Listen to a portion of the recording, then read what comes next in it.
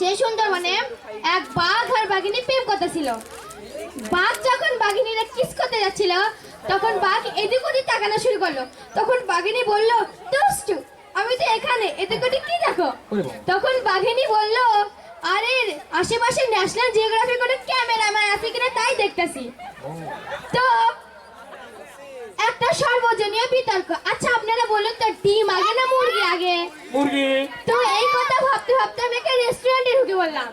রেস্টুরেন্টে বসে ওইটাকে দেখে বললাম, আচ্ছা দাদা বলুন তো, ডিম আগে না মুরগি আগে?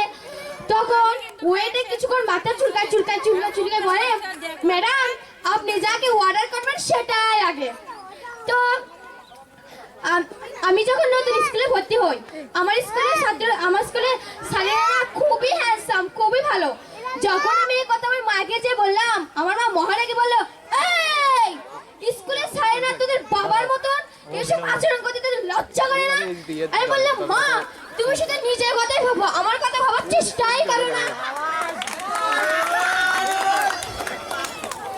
তো আপনারা কি চান মেয়েরা আপনার পিছে ঘুরুক? আপনারা কি চান মেয়েরা আপনাকে পছন্দ করুক? তাহলে বসে আছেন কেন? এখনই গার্লস স্কুলের সামনে ফুচকার দোকান ফেলাইয়া দেন।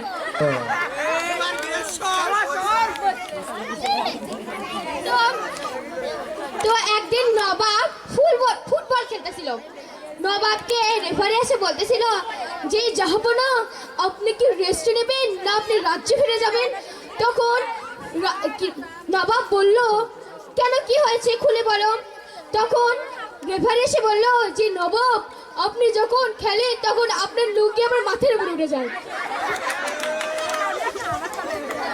তো আমি আমার কোচিং এর স্যারদের বলছি যে, স্যার আমাকে কেমন লাগছে?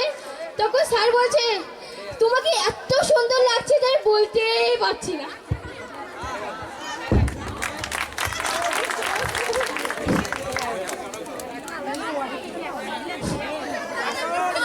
কালো খাওয়া